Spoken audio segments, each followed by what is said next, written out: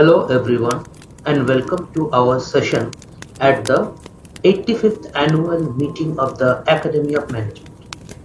Today we are diving into a crucial topic, typology of threat culture in the Metaverse. My name is Mayukh Mukhopadhyay and I am an executive doctoral candidate from the Indian Institute of Management in the world. This presentation is a research overview for the AOM 2025 annual program. So let's jump into the core of our study. This research really explores what we call threat culture within the metaverse.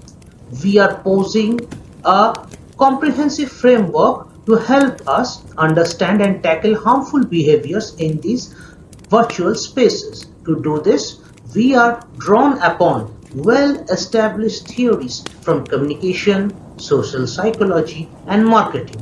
Our framework offers a four-dimensional typology which categorizes threats based on their medium. Is it physical, mental, or verbal? Severity. Is it subtle, gentle, or harsh? Actor. Is it an individual, someone acting through others or by influencing others? Causes. It is driven by anger, delusion, or greed. We believe this framework is a valuable tool for platform managers, policymakers, and users alike. It's designed to help navigate and mitigate threats, ultimately fostering safer and more inclusive digital spaces.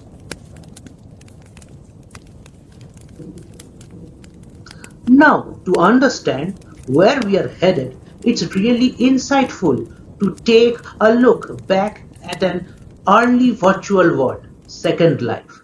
Launched in 2003, Second Life was a pioneering virtual environment that gave users immense freedom to socialize, trade, and express their creativity. However, this freedom also inadvertently created a breeding ground for harmful behaviors. We saw harassments, online trolling, identity theft, and cybercrime flourish. For instance, there were cases where scammers exploited the virtual currency Linden dollars. Users even experienced personal violations like stalking and doxing within these seemingly safe virtual spaces. A significant example was the collapse of the Second Life-based Ginkgo Financial, which resulted in investors losing the equivalent of 750k USD currency, leading to calls for virtual world regulations. This history offers an early warning for the metaverse today. Unmoderated social spaces in the metaverse, much like Second Life, are open and immersive platforms that risk promoting unchecked harassment and toxic interactions. Similarly, the digital economies in Second Life were misused, and we see that pattern potentially repeating on a large scale with the boom of NFTs and metaverses assets today, inviting risks like fraud, phishing, and money laundering. The very nature of virtual worlds, where the lines between real and digital blur for users, increases the likelihood that these past toxic patterns will reappear.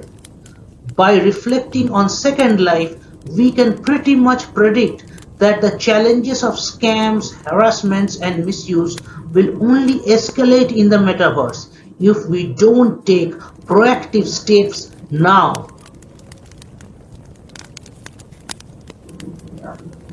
Before we dive deeper, it's important to clarify a key distinction in our study: threat culture versus cultural threat. As you can see in the table, these are two very different concepts. Threat culture which is our primary focus, emphasizes how threats are created, normalized, or managed within an environment. Its manifestation involves internalized behaviors or systemic patterns such as bullying, intimidating, or psychological manipulation. The impact of threat culture is that it affects individual and group behavior by perpetuating fear, coercion, or compliance. Think about a workplace where subtle intimidation becomes part of the daily routine. That's an example of threat culture. In contrast, cultural threat is concerned with external forces disrupting a group's cultural identity. Its manifestations are external influences or perceived dangers, like the loss of tradition due to globalization or technology. The impact here is that it leads to identity crisis or resistant movements aimed at safeguarding traditions and values. For example, a community feeling its unique customs are eroding due to an influx of foreign trends would be experiencing a cultural threat. So, what exactly is a threat in our context? Broadly speaking, a threat is a warning or a possibility that sometimes bad or harmful might happen. It can make people feel scared, worried, or pressured to act in a certain way. Threats can be physical, like hurting someone, verbal, like saying something mean, or emotional, like making someone feel afraid. They're often used to control, intimidate, or influence others. Building on this, threat culture refers to a collective environment where these threats, whether mental, physical, or verbal, are normalized, accepted, or perpetuated. It really reflects how individuals, organizations, or even societies create, sustain, or respond to various forms of threats. To understand this complex nature of threat culture in the metaverse, we have integrated several foundational theories. Speech Act theory by Austin and uncertainty reduction theory by Berger and Calabrese help us understand how communication itself can contribute to perceived threats and how users try to manage uncertainty during interactions. Social identity theory by Tajfel and Turner shed light on how group dynamics in virtual environments can unfortunately escalate threats. Attribution theory by Hyder helps us analyze how users attribute intention and responsibilities to threatening behavior. And finally, prospect theory by Kahneman and Tversky, along with consumer misbehavior theory by Fulton and Punch, are crucial for explaining how users' bias and motivations like greed influence their perception of potential threats. Now, let's talk about the specific purpose and main argument of our paper. Our main goal is to develop a comprehensive framework that truly captures the multi-dimensional nature of threats within the metaverse. We aim to categorize these threats across four key dimensions: medium, severity, actor, and cause, using an ethnographic approach. Ultimately, our purpose is to provide insights that can inform how brands and organizations can better safeguard their virtual spaces and ensure positive user experience. Our main argument is that threat culture in the metaverse is highly multi-layered. It's simply too complex to be fully understood through traditional frameworks alone, largely due to the pervasive anonymity, immediacy, and massive scale of interaction in these environments. This is why we argue that a four-dimensional typology is absolutely necessary. This typology, covering the medium of threat, severity of the threat, actor of the threat, and cause of threat, is designed to reflect this complexity. In fact, when you consider all the possible combinations across this dimension, our typology allows for 81 different types of threats to manifest. This adaptability is key to understanding the dynamic nature of threats in the metaverse. Our ethnographic data was collected from various sources, including news articles, Reddit forums, and LinkedIn discussions. Here you can see the tabular summary of our threat typology framework. It clearly lays out the four dimensions and their respective categories. Medium of threat, which is physical, mental, verbal. Severity of threats, which is subtle, gentle, harsh. Actor of threat, which is done by oneself, done by others, or done by influencing others. And lastly, the cause of threat, that is anger, or by delusion, or by greed. This framework is particularly important when we consider concepts like the Proteus effect. The Proteus effect describes the tendency for people to be affected by their digital representations, such as avatars, dating site profile, or social networking personas. Especially or essentially, people's behavior tends to shift in accordance with their digital representation. This means that the impact of a threat in the metaverse can feel incredibly real because users often embody their avatars very deeply. To illustrate this, consider the real example from a LinkedIn post. A user shared a personal experience of being verbally and sexually assaulted within 60 seconds of joining Horizon Venue's a metaverse. She describes how 3 to 4 male avatars with male voices essentially gang raped her avatar, took photos and taunted her. She explicitly states, "My physiological and psychological response was as though it happened in reality." This is a profound example of how threats in the metaverse, even if not physically harming a person's real body, can lead to genuine psychological and physiological trauma, demonstrating the severe real-world impact of virtual threats and how the Proteus effect amplifies these experiences. So our proposed framework carries significant implications across three key areas: managerial, theoretical, and policy. From a managerial perspective, this typology provides practical tools for platform managers. It helps them identify and categorize threats more effectively, which in turn improves their insights into user behavior. This allows for the development of tailored moderation strategies. For example, anger-driven threats might require different intervention compared to greed-driven ones.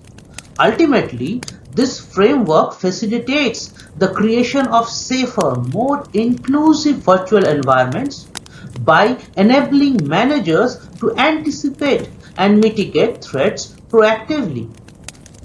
For theoretical advances, our study applies established social psychology, communication, and marketing theories to the unique context of the metaverse, thereby validating their relevance in online context. It introduces a novel multi-dimension typology to analyze threats more effectively, addressing gaps in traditional frameworks. Furthermore, it lays a crucial foundation for future research and how threat culture evolves as virtual spaces continue to grow in scale and immersion. Finally, in the terms of policy, this research offers guidance for policymakers. It encourages the development of policies that specifically address virtual threats based on their medium, severity, and cause. It promotes collaboration between policymakers and platform developers to protect users while still safeguarding freedom of expression. Crucially, it calls for increased investment in research to better understand the long-term societal impacts of threat culture within the metaverse. While our typology offers a robust conceptual framework, it's important to acknowledge its limitations. Firstly, there is limited empirical evidence. Our typology is primarily based on existing theories and conceptual arguments. While we have drawn on relevant research and examples like the LinkedIn posts, the paper doesn't prevent its own empirical data to validate the typology. Further research is definitely needed to test the framework's applicability and effectiveness in real-world metaverse environments. Secondly, our study has a strong focus on negative interaction. We primarily explore negative interaction and threats within the metaverse. It doesn't fully delve or deep dive into the positive aspects of the virtual communities or how the same dynamics of anonymity, immediacy, and scale might also contribute to pro-social behaviors and positive social change. Lastly, we acknowledge a static view of the metaverse. While the paper touches upon the evolving nature of the metaverse, it presents a relatively static view of its current state. It's crucial to remember that the metaverse is constantly developing, evolving, and new technologies, platforms, and user behaviors will undoubtedly emerge, potentially impacting threat culture in unforeseen ways. Building on these limitations, we see three critical future directions for our study. First, empirical validation of the typology with scale development is essential. Future studies should focus on gathering actual data from metaverse environment to test and refine our framework. This could involve surveys and interviews with users about their threat experience, analysis communication data for patterns of threat behavior, and observing user behavior in virtual spaces. Second, we need to explore positive aspects of the virtual communities. While our paper focuses only on the threats, future work could investigate how the same dynamics that enable threats, that is anonymity, immediacy, and scale, also foster positive interaction and pro-social behavior.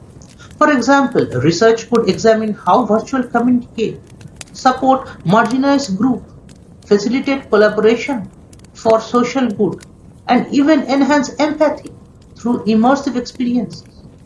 Thirdly, a large or a dynamic analysis of evolving threat culture is very vital. Given the constant evolution of the metaverse, future research should adopt a longitudinal approach to the study. This means tracking new technologies and platforms, monitoring changes in user behavior and communication, and analyzing how threat actors adapt their tactics. This will ensure our typology remains relevant and adaptable to future challenges. In conclusion, it is absolutely crucial to prioritize the psychological well-being of users in the metaverse. This aligns directly with the United Nations Sustainable Development Goal UN SDG Goal 3, that is, good health and well-being. The immersive nature of the metaverse can significantly heighten the impact of threats, potentially leading to lasting trauma, as we saw with the Horizon Venus example. The big question we are left with this is, how can we design metaverse environments so that users who experience threats can emerge unscathed, where the experience feels like nothing more than a bad dream? This demands thoughtful design that puts user safety and well-being first. We need features that enable users to quickly exit threatening situations, like a kill switch, report abuse effectively, and access support resources. By proactively addressing the potential for harm, we can foster a more inclusive and ethical metaverse that promotes positive social interaction and safeguards the mental health of its users.